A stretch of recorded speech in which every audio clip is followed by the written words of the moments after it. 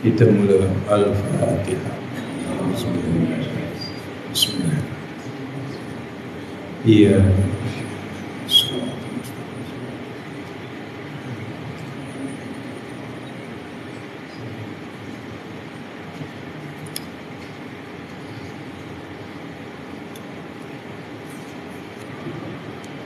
Alhamdulillah, panjang lagi umur kita, masih lagi bernyawa, masuk bulan Maulid Nabi, bulan Rabiul Awal. Mudah-mudahan kita terus diberkati Allah Ta'ala sambil-sambil kita menyambut kelahiran Rasulullah SAW, junjungan kita yang takkan luput daripada kita selagi kita hidup, dan juga selepas kita mati kita terus adalah hidupan bersama dengan junjungan kita Rasulullah SAW. InsyaAllah, mudah-mudahan diberkati Allah. Kita masih lagi dalam bab sifat api neraka dan ahlinya. Silap saya muka surah 59, InsyaAllah, betul? Renungan yang ketiga daripada atas, InsyaAllah. Seorang pujangga berkata, kitab baru muka surat 59, kita lama kena cari lah. Tajuk dia sifat api neraka dan ahlinya. Sifat ahli neraka dan ahlinya, kita lama kena cari. Bab nombor 5, insyaAllah.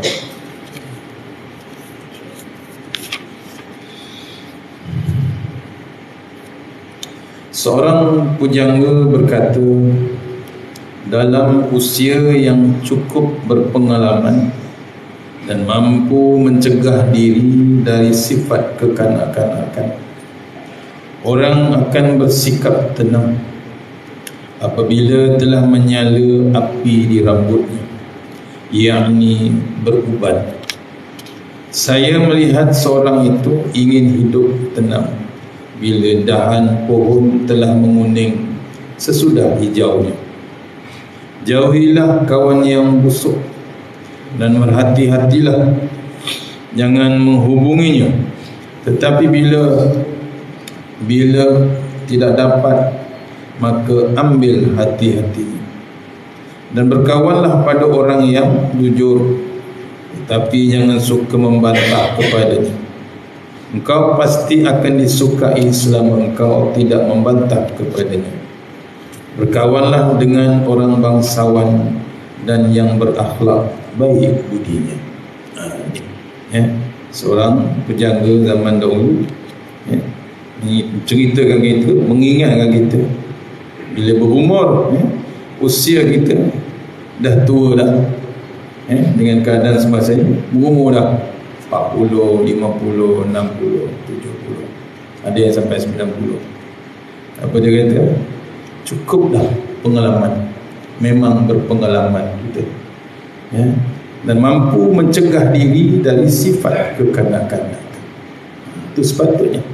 Bila dah berpengalaman, dia mampu untuk cegah diri dia. Tak ada lagi dah nak buat benda-benda yang tak elok. Apa nak buat? Di rumah Allah dia, duduk dia menghadap Allah, tak ada lain yang diingat. Kena pula maulud, tak berhenti dia berselawat. Pasal apa? Mengingati Rasulullah SAW. Nabi pun takat 63 tu. Tu Nabi junjungan kita umur dia 63 je. Habis cukup 63, Allah panggil, cukup masa. Kita tak tahu bila masa. Ada setengah pergi awal, ada setengah pergi lewat, ada setengah pergi seorang-seorang, ada setengah pergi sekeluarga. Tu baru ni satu ustaz di Johor sekeluarga, dan baru ni di Putrajaya IOI sekali harum. Elok berhenti kereta, motor semua, datang satu lori dari belakang pula. Tak tahu nak kata bukan kerja siapa, kerja Allah Ta'ala. Nampak? Yang ustaz tu, lori seberang pula melompat. Elok buat kita, tak ada masalah. Tapi itulah yang dimusababkan. Nak mengingatkan kita ni, orang putih kata be prepared. Yang Allah tunjuk tu nak mengingatkan kita macam-macam peringatan dari Allah Ta'ala. Yakni bila dah ditunjukkan uban di rambut. Di sini dalam kitab ditulis telah menyala api di rambutnya. Allah. Api bukan menyala api kan.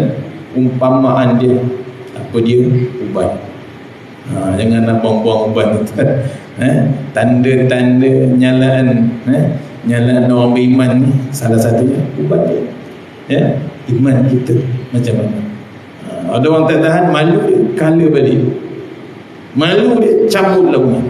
Jadi makruh. Itu kena rendam kita. Jangan, itulah ditunjukkan, nak mengingatkan kita. Dalam kitab tulis nyalaan api di rambutnya, nak mengingatkan kita bila-bila kita nak dipanggil. Cuma cukup masa lagi belum tahu. Saya melihat seorang itu ingin hidup tenang bila dahan pohon telah menguning sesudah hijaunya. Jauhilah kawan yang busuk dan berhati-hatilah jangan menghubungi orang yang bertenang. Pasal apa? Waktu muda dia siap semua. Macam orang nak kerja kerjaan, masa sebelum pencen siap dah, kerja bagus, simpanan bagus. Sebelum pencen dah siap dah, beli kebun, beli tanah, siap tanam pokok, siap tanam. Pencen dia pun balik ke kampung, settle down. Dia mengutip hasil dia. Cara yang terbaik tu. Maksudnya dia mengutip hasil ujung dia, sesudah hijau. Jauhilah, dipesankan kita ni dah berumur macam ni, jauhilah kawan yang busuk. Busuk ni maksudnya apa? Bukan bau ni tuan-tuan, bukan bau, bukan bau busuk, perangai busuk tu tinggal. Kalau ada perangai lagi dalam grup ni masih lagi tu, nasihatkan, cari jalan dakwah dia, pujuk dia, jomlah masjid, jomlah surau, jomlah berjemaah, jomlah bermasyarakat. Kita ni dah berumur, apa lagi nak buat? Tarik dia, tarik diri dia balik kepada Allah. Jangan ikut nafsu kan. Kita ni kadang-kadang dah pencen pun masih terikutkan bab nafsu. Satu tu guru, tak silap saya tahun 2015 tu dia cerita, dah pencen dah, tapi bab hobi tu tak nak berhenti kan. Hobi muda tu tak nak berhenti. Bila pencen mewah dia, mewah, EPF ada, pencen ada, simpanan ada, cukup. Bila pencen patutnya ke sini cari ilmu untuk nak merdekakan kita. Nampak? Merdeka bukan pegang bendera kan. Ulama Ustaz Rasulullah kata merdeka yang sebenarnya kita cari ilmu. Ilmu apa? Mengenal Allah, ilmu agama. Itulah merdeka sebenarnya. Bukan pegang bendera ke hulu ke hilir orang kata. Tak. Merdeka, Ustaz Abdul Somad bagi tahu, merdeka yang sebenarnya kita cari ilmu tak berhenti. Pasal apa? Bimbang nak masuk satu lagi alam yang hebat. Persiapan kita dengan bab ilmu ni nak merdekakan kita. Ya? Akhirnya orang tua tu pencen, dia tak berhenti dengan bab hobinya. Apa dia buat? Main kapal terbang remote control. Itu cerita. Bukan murah tuan, dia mampulah beli. Sampai bila? Main-main ajak, ustaz atau guru ajak dia pergi kuliah, pergi masjid. Tak, sibuk ustaz. Ada kelab macam-macam nak main. Dah berubah lah. Last kali tengah-tengah seronok main remote kapal terbang. Kapal terbang tu landing atas kepala dia. Mati. Apa dia cakap? Tu kesudahan dia. Kita nak mati yang terbaik, betul? Allahumma htim lana bi husni khatimah wa la tahtim lana bi su'il hujung hidup kita. Ni ceritakan. Tu kawan yang baik, kawan yang ke surau, kawan yang ke masjid, kawan yang mengajak, jom kita satu juzuk baca Quran. Boleh tak boleh? Boleh lah. Tak ada masalah. Itu sebenarnya kena pulaskan bulan Maulud, betul? Kena ingat Nabi bimbang.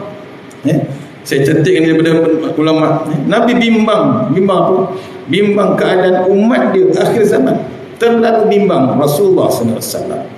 Antara yang Rasulullah SAW bimbangkan ialah dia selalu bagi amaran. Ada 9 kebimbangan yang saya cantikkan oleh Rasulullah SAW sempena Maulud itu kan. Apa dia? Yang pertama, kata Rasulullah SAW, selain Dajjal itu aku tak takut sangat, tapi aku takut Dajjal. Pertama, Nabi bimbang keluarnya bab Dajjal. Pasal apa? Kalau Dajjal, kalau Nabi hidup, Nabi kata aku akan lawan dia. Tapi kalau aku tak bersama kamu, setiap orang kena pertahankan dirinya masing-masing. Jangan tinggal antara perisanan ulama, kalau boleh jangan tinggal surah Al-Kahfi, 10 yang awal, 10 yang akhir. Bukan satu surah, 10 yang awal, 10 yang akhir. Tak hafal tak apa, tapi amal. Pasal apa? Itulah perisai yang paling hebat. Dan satu lagi ulama ada bagi tahu, antara surah yang sering hilang oleh sahabat-sahabat bagi tahu sejak dulu, surah yang selalu hilang dikatakan dalam Quran adalah surah Al-Kahfi. Ceritakan ulama dan banyak tempat. Satu tu guru tu cerita sahabat dia selalu pegang Quran tu dah 30 tahun. Cek betul Al-Kahfi tak ada dalam surah, dalam Quran. Batu kita ada 3. Maksudnya mendalam Al-Kahfi ni jangan ditinggalkan. Boleh tuan-tuan, selain daripada amalan kita Al-Kahfi 10 yang awal, 10 yang akhir.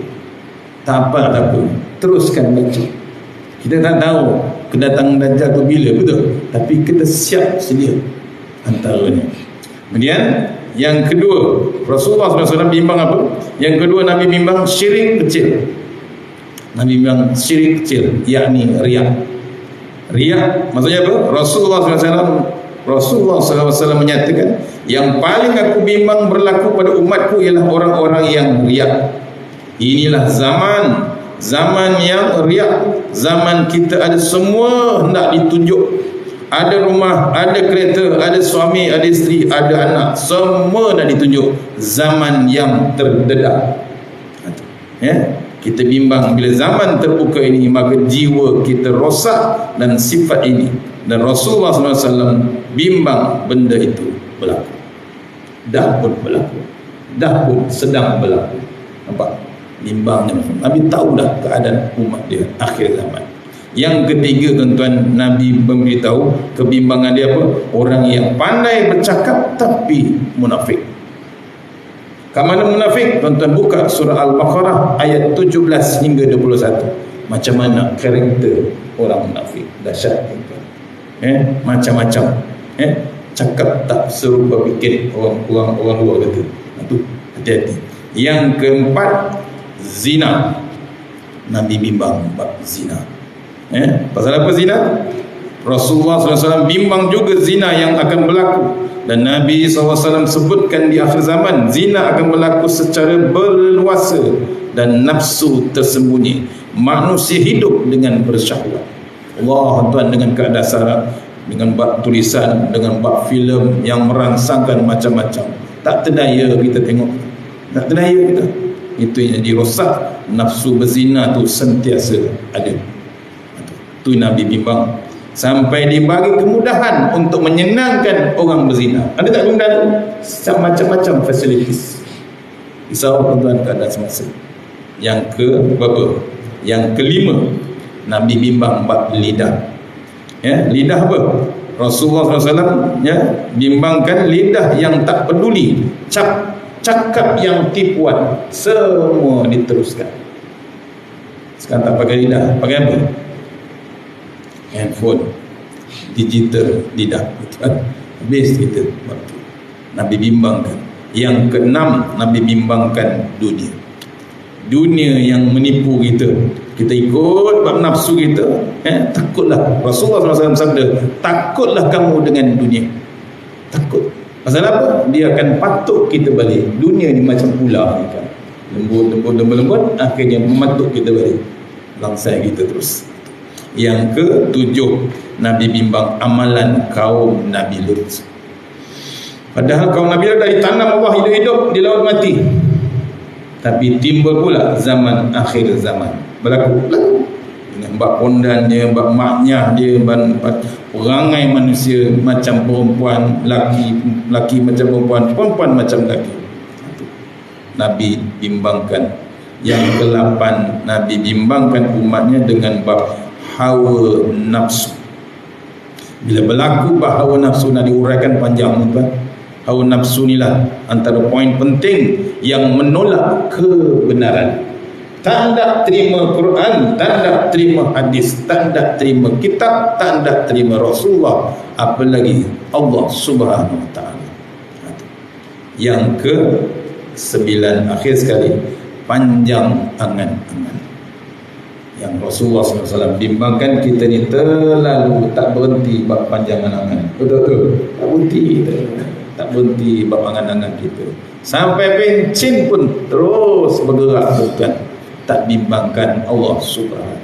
Walhal Allah dah tunjukkan alhaakumut takasur. Sedap-sedap ceruk duk kejar dunia, Allah singgahkan ke dalam tanah. Kadang-kadang Allah bagi amaran.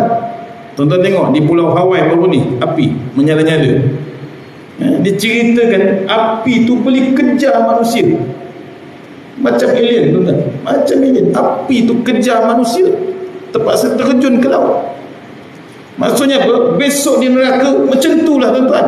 Tak ada can lagi kita. Tu Allah tunjuk depan mata kita api yang sebenar. Tu ayat. Cuba baca tuan-tuan. Tengok alhaakumut takasur. Macam mana terjemahan dia, macam mana tafsiran ulama tuan-tuan. Tak ada peluang tuan-tuan kita. Bila depan mata Allah tunjuk api, nombor lagi nak bagi reason ke, tak ada. Sorry tuan-tuan. Tu Hawaii tuan-tuan. Tu baru ni di Libya. Datang dari mana? Air, tsunami, darat, bukan laut. Tinggal apa? Dengan masjid-masjid pun nanti ada setengah tempat masjid ada lagi. Yang paling dahsyat di Maghribi. Betul? Allah dahsyat. Hilang satu taman. Apa yang tinggal? Masjid. Yang tinggal orang yang bina masjid tersebut. Sebelah kawasan masjid, rumah dia masih elok lagi dengan pokok 2-3 batang. Yang lain bumi telan tuan-tuan. Dan mana tuan-tuan kita? Pesanlah, pujuklah sempena Maulid Rasul ni. Jangan kita berselawat aja. Jangan, pujuklah, baliklah kepada Rasulullah SAW. Balik pada kitab Allah. Itu sepatutnya. Sayangkan umat kita, sayangkan bangsa kita. Boleh tuan-tuan? Betul. Jangan kita berselawat aja. Cari jalan macam mana kebimbangan Rasulullah SAW. Itu baru 9, banyak lagi nak ceritakan. Balik pada kitab tadi, ya, dipesankan kita berkawanlah pada orang yang jujur, tapi jangan suka membantah padanya. Engkau pasti akan disukai selama engkau membantah kepadanya. Berkawanlah dengan orang yang bangsawan, yang berakhlak baik budinya. Bangsawan ni apa? Orang yang atas, orang yang kaya. Zaman dulu panggil bangsawan. Bukan bangsa yang hartawan tu. Yang bangsawan ni memang orang macam memang berharta, berpangkat, tapi akhlak dia terbaik. Kawan dia. Bukan niat lain, ya. Maka siapa yang berbuat baik pada orang yang tidak berbudi, berarti dia telah membuang budi itu dalam laut. Dan Allah mempunyai syurga yang selebar langit, tetapi diliputi dengan kesukaran-kesukaran. Sebab tu kita cari jalan untuk buat budi. Maksudnya kita tidak sia-siakan orang yang berakhlak, orang yang beradab. Apalagi ya, dibalas dengan bab syurga, bukan sikit pun, selebar langit ya. Tapi syurga ni penuh dengan kesukaran-kesukaran. Susah tuan-tuan nak ajak orang pergi syurga ni, macam mana? Nak pergi duduk taman-taman syurga ni payah, berat. Kena pula hari ni malam Sabtu, betul? Sabtu malam Ahad, macam-macam program, macam-macam function. Tapi kenapa kita nak tinggalkan bab ni? Kena menyungguh kita, kena bersungguh. Bab Allah Ta'ala kena bersungguh kita. Jangan kita biarkan langsung tak bersungguh. Kenapa? Bab dunia kita menyungguh, bab Allah Ta'ala tak menyungguh. Kenapa? Pasal kita ni tak ada sedih. Bab agama tu tak ada. Sedih bab agama tak ada. Bila sedih bab agama tak ada, susah kita. Orang boleh terjah bab agama kita, main-mainkan ayat Quran kita sekarang. Orang lain baca Quran, orang lain baca hadis, tak benar pula kita baca hadis. Kenapa? Sedih tuan-tuan. Kena, kita sebagai umat Islam kena ada bab sedih dengan bab agama kita, risau kita dengan keadaan semasa. Betul kita merdeka, kita merdeka, tapi merdeka macam mana? Merdeka macam mana? Tak ingat kata Bung Soekarno, Presiden Indonesia, apa dia kata? Betul Indonesia merdeka daripada Belanda. Betul. Belanda tu mana? Khalid, yang main bola pakai warna oranye tu Khalid lah. Belanda jajah Indonesia punya lama, betul. Sampai ke Melaka pun sama lagi. Ada lagi bangunan kat Melaka ditinggalkan oleh penjajahan Belanda. Apa kata Soekarno? Betul, Belanda sudah balik. Tapi ingat, penjajah baru akan datang lagi hebat daripada Belanda. Rupa dia tak macam Belanda, rupanya macam kamu sebiji. Tu faham tak faham? Kulit dia sama, mata dia sama, tinggi dia sama, bau badan dia pun sama, orangnya sama macam kamu. Berlaku tak? Kata Soekarno, sedang berlaku sekarang. Allah Akbar. Kena renung bab tu. Apa lagi penjajahan bab maya, bab alam maya, bab minda kita terjajah terus. Pasal apa? Pasal jati diri tak ada, tak mengenal sejarah diri sendiri, tak mengenal sejarah bangsa sendiri, tak mengenal sejarah kedatangan Islam bagaimana ke Nusantara. Dikaji oleh orang-orang bab history ni, orang sejarah Sri Kaji Siddiq, memang dahsyat. Kedatangan Islam ni bukan zaman Nabi Muhammad, zaman Nabi Sulaiman dah sampai ke Nusantara. Kantura, isteri Nabi Ibrahim yang nombor 3, asalnya daripada Nusantara. Itu bimbangnya Yahudi, bimbangnya Israel dengan orang Nusantara. Kita dulu dipanggil kaum Jawi, betul? Kaum tu. Tahu sejarah kita, kata Ustaz Badri Shah. Kalau tahu sejarah kita, kita tahu apa dia merdeka. Saya catat daripada Ustaz Badri Shah. Merdeka tu zaman Tuanku Rahman, dipanggil ulama untuk jadikan hari bila sesuai untuk merdeka, tarikh tu, dan dinamakan freedom tu merdeka. Mim, Ra, Dal, Ya, Kaf, Alif. Mim apa? Ada makna dia, mengikut. Ra, Rasul. Dal tu dan. Ya, yakin. Kaf, kitab. Alif, Allah Subhanahu wa ta'ala. Baru kita sebut merdeka. Tu nampak? Dia terus menjurus kepada agama Allah. Bukan saja dia pegang bendera je. Pegang bendera, Cita Piramli pun pegang bendera. Tengok alias Kongo pegang bendera atas pokok. Mau hidup pun pegang bendera, mau mati pun pegang bendera. Terkejut tak dia? Terkejut. Mati tak? Tak mati kan? Tak merdeka, nak bunuh diri. Elok jatuh kat depan dalam kereta Piramli. Piramli cerita idea dia. Piramli pun tak merdeka, lari pada isteri dia. 3 isteri, kahwin senyap-senyap. dikejar isteri dia. Merdeka, tak merdeka, lari kejar isteri. Terjun sungai, tak mati juga, pasal sungai tak ada air kan. Kena tipu kita. Merdeka kan, nak cerita. Merdeka sebenarnya mengikut Rasul, mengikut kitab, mengikut Allah Ta'ala. Yakin kita disimpulkan iman kita kepada Allah Ta'ala. Itu merdeka sebenarnya. Nampak? Kena renung kita bab-bab tu. Sebenarnya maulud ni cari jalan. Generasi yang sekarang ni kita risau, bimbang. Kita dah mati lah. 60, 50, 70 ni kita dah mati.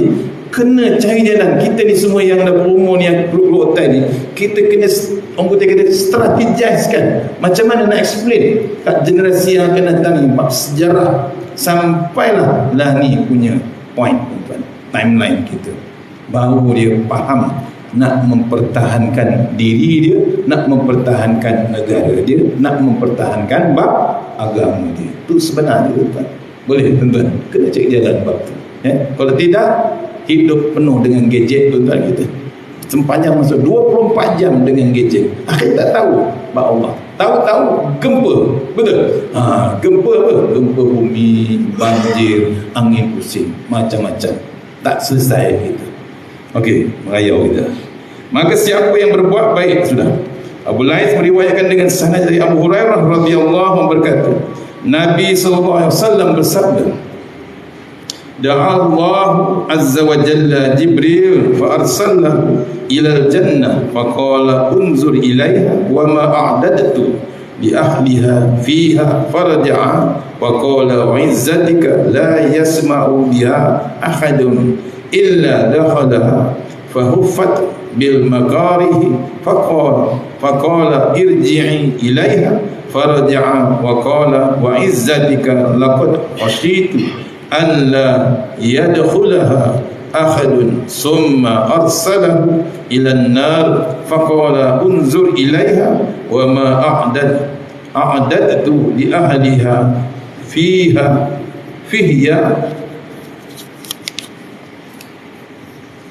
farja'a alayhi faqala wa izzatika wa jalalika la yadkhuluha ahadun sami'a biha fahufat bisyahawati faqala ud'i ilaiha fanzur ilaiha faraja'a faqala wa azzatika wa jalalika laqad khasyitu an la yabqa ahadun illa dakhalaha.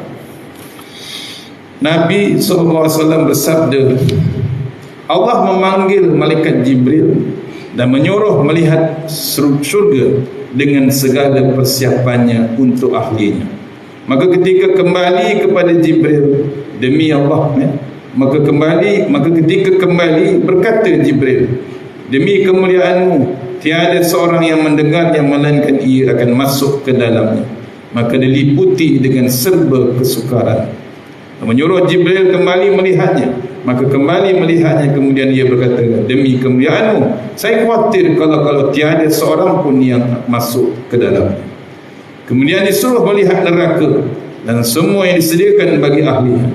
Maka kembali Jibril dan berkata, demi kemuliaanmu tidak akan masuk ke dalamnya orang yang telah mendengarnya. Kemudian diliputi dengan kepuasan syahwatnya dan diperintahkan supaya kembali melihatnya. Kemudian telah dilihatnya kembali, berkata, saya khawatir kalau tiada seorang pun melainkan akan masuk ke dalamnya. Tuh. Allah perintah malaikat Jibril tengok neraka, tengok syurga. Jibril tengok syurga. Dia kata kalau orang dengar bab syurga tu, pasti dia tak akan lain dah. Pasti dia nak akan syurga tu. Cuma orang tak nampak lagi. Betul? Orang tak melihat pasal ditutup hijabnya. Jibril bagi tahu. Tapi kalau orang tak tahu, dia penuh dengan syahwat dia penuh dengan bab dunia ni, dengan bab nafsunya, Jibril bimbang satu pun tak masuk ke dalam syurga. Tu bimbang Jibril pun bimbang kalau tengok keadaan syurga tu. Pasal perangai manusia dalam dunia tadi, yang contohnya yang Nabi bimbangkan antara 9 tadi, silap-silap satu pun tak boleh masuk ke dalam. Tak layak kita masuk syurga Allah Ta'ala dengan keadaan semasa sekarang. Yang kedua, Jibril diperintahkan neraka, tengok neraka pula. Jibril kata, kalau orang tahu bab neraka ni, satu pun takkan nak masuk. Satu pun orang kita ni tak nak masuk. Pasal apa? Teruk sangat keadaan neraka. Ya, takut kita. Akhirnya dilihat lagi sekali, Jibril kata, dengan keadaan yang kedua dia tengok tu, kalau tengok keadaan dunia sekarang ni, silap-silap semua akan masuk ke dalam neraka. Allah Tuhan. Yang Jibril bagi tahu, maknanya keadaan semasa kita ni tak tahu macam mana, dengan mondar mandir kita, hulu aku hulu hilir kita, tak tetap kita dengan bab pengajian, tak tetap kita dengan bab masjid, dengan surau, dengan bab agama, silap-silap masuk semua tuan kita ni. Tu Jibril bimbang. Tok, dia punya hebat keadaan neraka. Tu neraka, Jibril tengok, malaikat. Kita tak tengok ni, Jibril tengok. Kita boleh tengok api di Hawaii, kita boleh tengok di Maghribi, kita boleh tengok di Libya, apa lagi, macam-macam. Betul. Semalam saya baca satu negara besar ni, akhir tu dia nak buat matahari, dah buat, Allah bantai dengan ribut, Allah bantai dengan puting beliung. Sombongnya, matahari dah ada cantik, nak buat juga matahari tu. Dia mencabar kuasa Allah Ta'ala. Ni semalam dengan cerita ditulis orang nak buat pula Quran yang baru. Allah Akbar. Macam mana tuan-tuan? Kita risau kita. Orang lain buat pasal, takut kita pula terbantai sekali, tuan-tuan. Itu yang kita bimbang. Bimbang sangat sekarang. Ya, dahsyat amat sangat. Takkan tak cukup yang Allah bagi daripada zaman Rasulullah, betul, daripada Tok Adam, betul cukup. Matahari elok pagi terbit, matahari terbenam elok pagi. Yalah, cuaca tu memang, cuaca tu bukan salahkan Allah.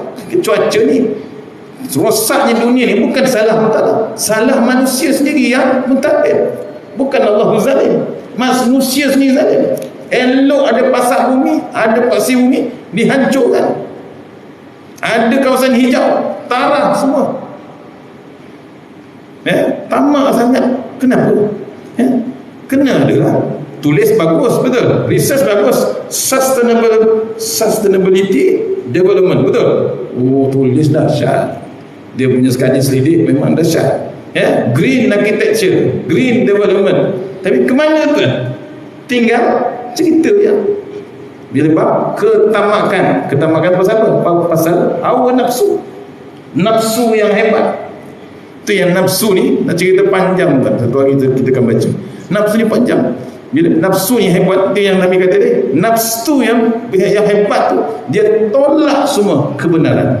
Tak kira lah green architecture ke, sustainability development ke, reject semua. Janji unit aku siap, development aku siap, jual fosil, betul. Tu jadi batu kena patah balik benda tu, kena balik pada Allah Ta'ala. Bab tu kadang-kadang orang rosakkan kita gitu. Juga Nabi SAW bersabda, kamu boleh menyebut tentang neraka sesukamu, maka tiada menyebut sesuatu melainkan api neraka itu lebih ngeri dan lebih keras daripadanya. Allah akan nampak, Nabi dah beritahu menyebut neraka, semua orang sebut Allahumma ajirna minan nar, Allahumma ajirna minan nar. Betul, kita minta lepas maghrib, lepas sembahyang 5 waktu, minta, jangan stop tuan-tuan, kena minta, jangan tangguh. Pasal ada 7, dalam kita ditulis 7 pintu standby untuk kita sebenarnya. Kita minta jauh, jangan masuk pintu tu pun jangan lalu. Kita kalau lalu tempat orang yang bakar buat apa, batu bata kan, dia buat dia punya dom dia, masukkan batu tanah liat tu bakar. Saya tengok sini yang bakar buat arang kayu tu di Lukut Perisen. Dulu ada macam dom tu, dia letak kayu bakar untuk buat arang. Nak lalu situ pun dia terpaksa guna besi, jolokkan ke dalam. Dia tak berani lalu depan pintu tu pun, punya panas tuan-tuan. Nampak? Tu orang yang buat rotinan, cuba rotinan, ada dia masuk dalam sekali, tak ada, dia main tepuk ke bawah, betul, pop, tu je. Kalau dia masuk sekali, dia jadi rotinan. tu dunia punya api, tuan. Ni Nabi bimbang api neraka, tuan-tuan, memang keras, memang dahsyat, 70 kali ganda. Api yang kita ada ni 1/70, tu pun tak terlayan panas tu. Maksudlah waktu belum InsyaAllah. Abu Laib meriwayatkan dengan saya dari Maimun bin Mahran berkata ketika turunnya ayat A'udzubillahi minasyaitonirrajim wa inna jahannama lamau'iduhum ajma'in. Sadaqallahul azim. Maksud dia, sesungguhnya neraka jahanam itu sebagai ancaman bagi semua mereka. Ni neraka ni diceritakan dalam Quran adalah amaran, adalah ancaman. Lepas tu bila buka Al-Quran, semua ada cerita. Betul? Ada cerita suka, ada cerita duka cita. Yang duka cita ni neraka. Nampak macam cerita dongeng, komik, betul? Nampak? Tak nampak. Tak boleh imagine. Kena imagine. Takut tuan-tuan. Kalau Allah boleh hantar ke ahwal macam tu, apa lagi besok di akhirat? Ahwal biasa, itu pun kejar orang. Boleh kejar. Sampai lari manusia. Hangus. Semua hangus. Nampak? Merimpak. Tak tahu datang mana. Tak tahu lah. Ada orang kata ada teknologi manusia. Tapi kalau Allah tak izin, tak jadi. Semua dengan izin Allah Ta'ala. Salman meletakkan tangan ke atas kepalanya, di atas kepalanya, dan lari keluar selama 3 hari baru diketemukan. Sahabat Rasulullah SAW ni, yang keturunan orang Parsi, Salman Al-Farisi, bila dengar cerita bab neraka ni, dia keluar. Bukan keluar 3 hari tuan, dia keluar, tinggalkan tempat tu, takut yang amat sangat. Kita berapa kali dengar, betul? Sama dengan sahabat Rasulullah Abu Hurairah, dia dapat direct hadis dari Rasulullah SAW, direct nak sampaikan kepada sahabat tu. Bila baca hadis tu, Abu Hurairah pengsan, buka balik, tulis balik, baca balik, pengsan. Pasal dia dapat direct, bukan tak lagi, terus dapat 3 kali nak baca, pengsan. Nampak? Pasal ketakutan sangat bila dibacakan hadis daripada Rasulullah SAW. Kita baca 40 hadis, habis dah, sekali pun tak pernah pingsan. Itu kita tu, level kita tu. Tak takut langsung kita. Bab neraka, bab amaran Allah dalam 40 hadis 40 kan ada macam-macam cerita, betul? Bab hati, bab syurga, macam-macam. Sekali pun tak pernah pingsan. Macam mana tuan? Keras kita ni hati terlalu keras, tak takut langsung kita dengan Allah Ta'ala. Yazid Al-Raqashi dari Anas bin Malik radhiyallahu berkata, Jibril datang kepada Nabi SAW pada saat yang tidak semestinya datang dalam keadaan yang berubah mukanya. Maka ditanya oleh Rasulullah SAW, mengapa aku melihat engkau berubah muka? Jawabnya, ya Muhammad, aku datang kepadamu pada saat di mana Allah menyuruh supaya dikhabarkan penyalaan api neraka. Maka tidak layak bagi orang yang mengetahui bahawa api neraka jahanam itu benar, dan siksa kubur itu benar, dan siksa Allah itu terbesar, untuk bersuka-suka sebelum ia merasa aman daripadanya. Lalu Nabi SAW bersabda, ya Jibril, jelaskan kepadaku sifat jahanam. Jawabnya, ya, ketika Allah menjadikan jahanam, maka dinyalakan selama 1000 tahun sehingga merah, kemudian dilanjutkan 1000 tahun sehingga warna putih, kemudian 1000 tahun sehingga hitam. Maka ia hitam gelap, tidak pernah padam nyala dan baranya. Demi Allah yang mengutus engkau dengan hak, andaikan terbuka sebesar lubang jarum, nescaya akan dapat membakar penduduk dunia semuanya kerana panasnya. Demi Allah yang mengutus engkau dengan hak, andaikan satu baju ahli neraka itu digantung di antara langit dan di bumi, nescaya akan mati penduduk bumi kerana panas dan baranya. Demi Allah yang mengutus engkau dengan hak, andaikan satu pergelangan dari rantai yang disebut Allah Ta'ala dalam Quran, dalam Al-Quran itu diletakkan di atas bukit, nescaya akan cair sampai ke bawah bumi yang ketujuh. Allah Tuhan. Asal sila.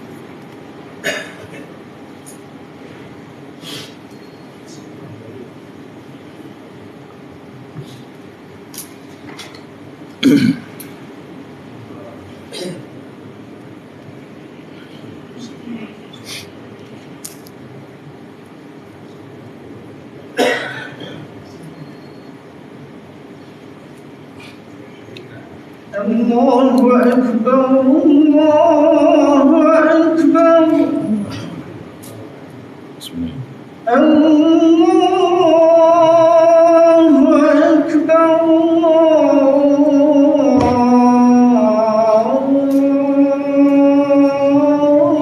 الله أكبر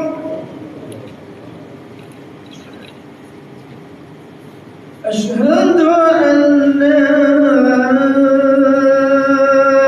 إله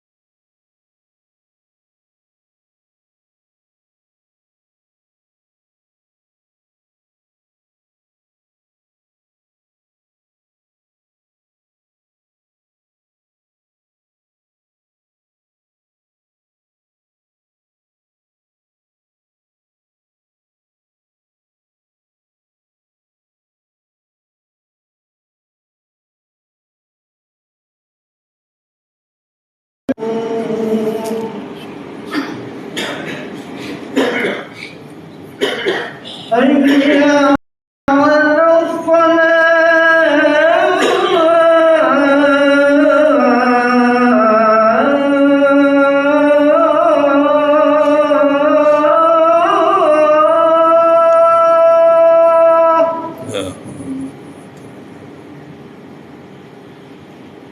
حي على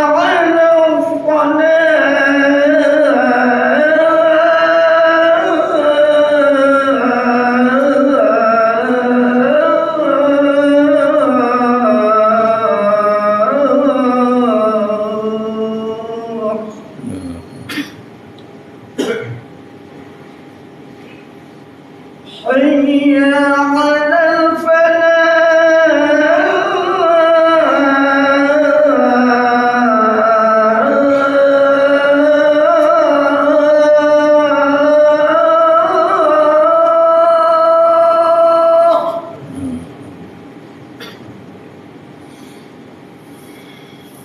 حي على الفلاح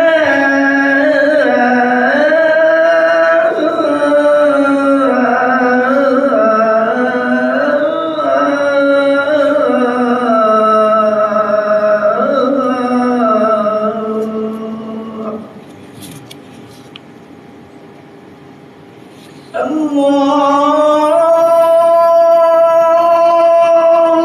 أكبر الله أكبر الله أكبر الله أكبر لا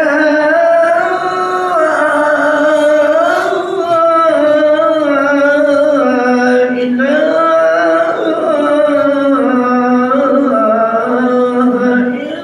الله لا إله إلا الله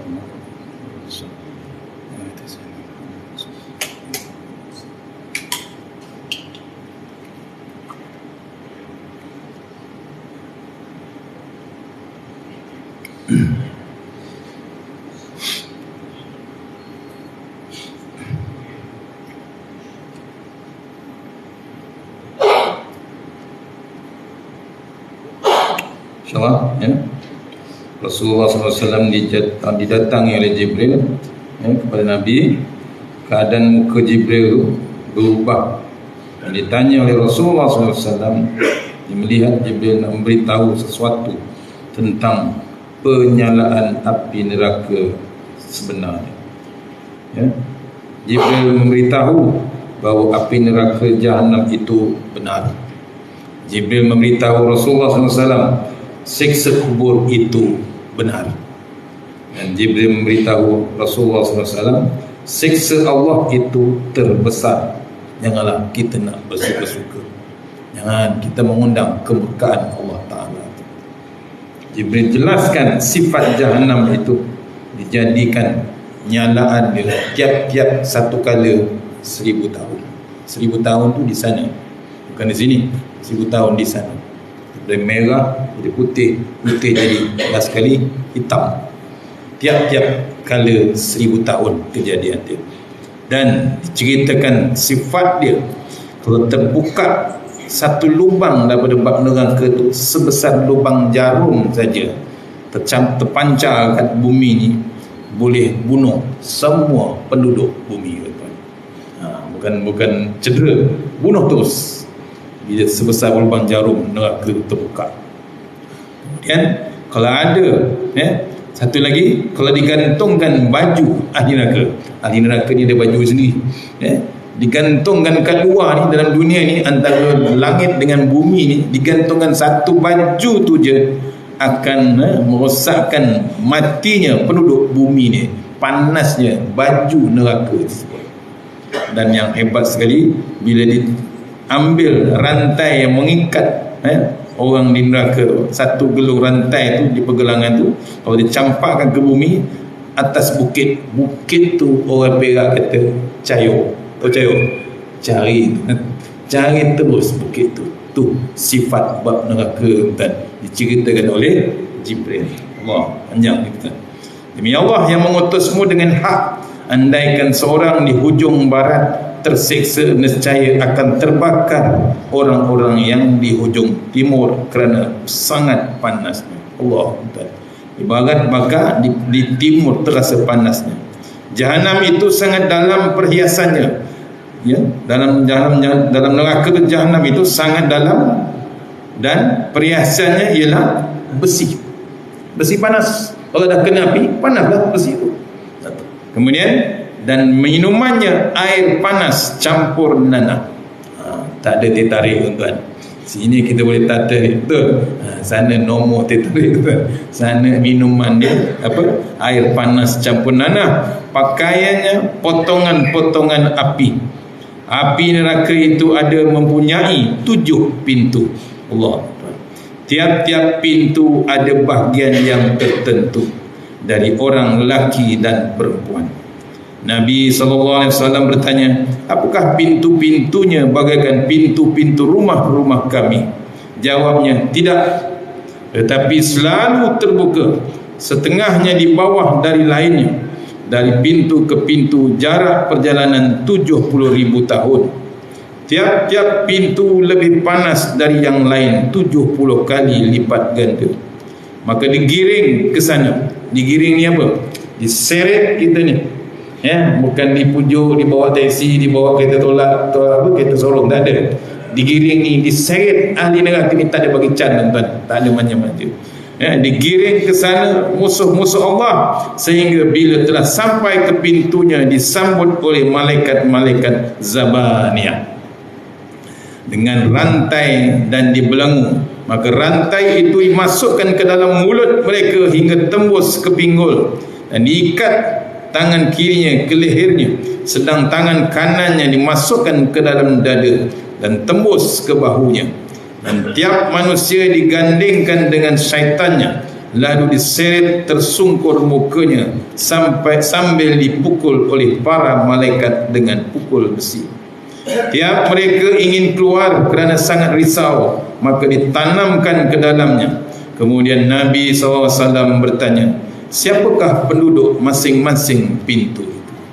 Jawabnya, pintu yang terbawah untuk orang-orang munafik dan orang-orang yang kafir setelah diturunkan hidangan mujizat Nabi Isa alaihissalam serta keluarga Fir'aun, dan sedang namanya Al-Hawiyah, pintu yang pertama.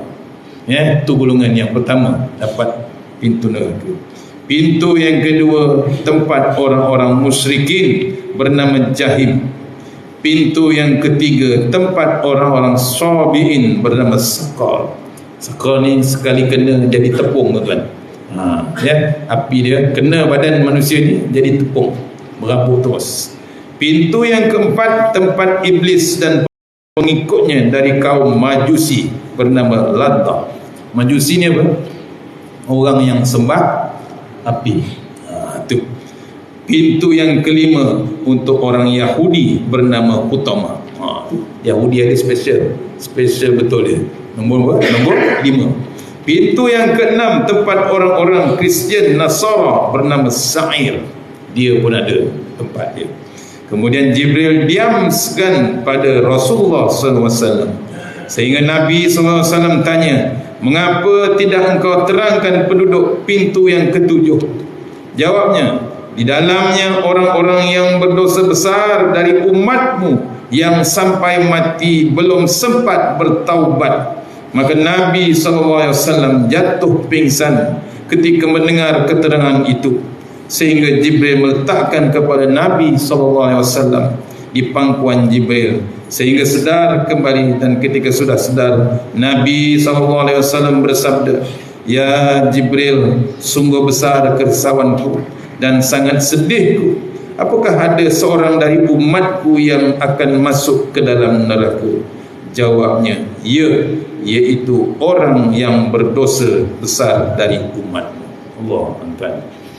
Batu, jangan kita buang masa lagi dah. Jangan kita terikutkan nafsu kita nak capai hebat di dunia. Kita takut tercampak pintu yang nombor 7. Jibril dah declare memang ada untuk umat Muhammad SAW. Pintu nombor 7 tuan-tuan. Total 7 tuan-tuan. Kita di standby kan 7. Kita dah ada pintu. Nak pergi ke tak nak pergi bergantung dengan amalan kita. Tu dia tuan, cari jalan, jangan miss. Allahumma ajirna minan nar, Allahumma ajirna minan nar. Kalau boleh lebih pada 7 tuan-tuan, buatlah sekarang juga. Jangan tangguh, bimbang. Kita tak tahu, betul? Hujung-hujung hidup kita ni tak tahu boleh baca lagi tidak. Waktu kita sakit, waktu di atas katil, waktu di ICU, belum tahu boleh baca. Anak ada ustaz, adik-beradik ustaz, jangan harap kerabat kita belum tahu. Walaupun anak tu hafizah, belum tahu tuan-tuan. Kita bimbang. Kita sebagai bapa, sebagai pemimpin, kita cari dulu pahala sebanyak mungkin. Kata Tuan Guru Harundin, kata Tuan Guru Ismail Kamus, carilah kamu pahala sebanyak-banyak mana. Bimbang generasi yang akan datang, pahalanya makin lama makin berkurang. Pasal Nabi dah tunjuk tadi cerita 9 kebimbangan Rasulullah SAW. Sebenarnya maulud Rasulullah ni, kita cari jalan, ikutlah Nabi, ikutlah kitab Nabi, ikutlah Allah Ta'ala, ikut perintah Allah Ta'ala. Boleh tuan-tuan, pasakkan diri kita, cari jalan, elaklah kita lalu daripada 7 pintu ni. Cari jalan untuk kita selamat, dunia pun selamat, akhirat pun insyaAllah kita yakin selamat. Yang terbaik datang daripada Allah, yang lemah daripada saya sendiri. Kita tutup majlis. Al-Fatihah.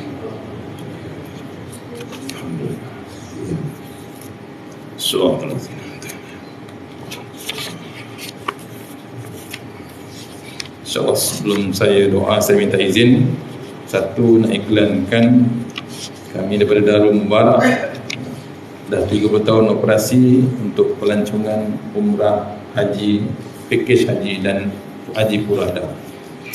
Umrah memang tiap-tiap bulan tak berhenti, insyaAllah 2-3 trip. Kemudian yang kedua, haji pakej. Siapa yang nak convert haji yang biasa tu, nak kepada haji yang pakej biasa sikit, boleh. Tapi syarat utamanya nak ikut kami mesti ada surat tawaran daripada tabung haji. Pastikan ada surat tawaran. Yang kedua, yang ketiga, haji purada. Haji purada ni mahal sikit. Syarat utamanya mesti berduit. Tak ada duit tak boleh pergi dan buang masa. Tapi kalau dah ada duit, apa lagi nak buat? Apa lagi nak simpan? Apa lagi nak tunggu tua? Betul. Dulu kata nak tunggu IPR besok masa tua. Sekarang dah tua dah. Nak tunggu apa lagi? Cari jalan. Kalau ada peluang, pergilah. Bukan sebulan, dia dalam 2 minggu habis settle bab rukun yang wajib. Syarat utamanya berduit. Syarat keduanya mesti register saja dengan tabung haji. no need surat tawaran tak payah. Dia mesti register dengan tabung haji supaya kita senang nak uruskan dengan Saudi di sana. InsyaAllah. Kalau boleh lagi awal lagi bagus, pasal kita uruskan lagi awal, insyaAllah. Syarat dia register tabung haji. InsyaAllah. Itu saja. Yang di luar sana ada jualan untuk bantu anak-anak di pengajian kita, insyaAllah. A'udzubillahi minasyaitanir rajim. Bismillahirrahmanirrahim.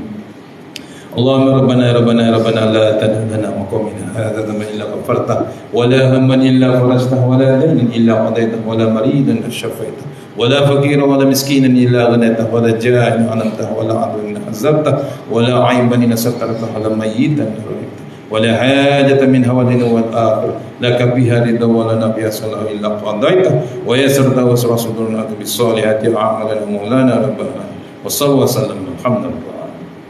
Assalamualaikum warahmatullahi wabarakatuh.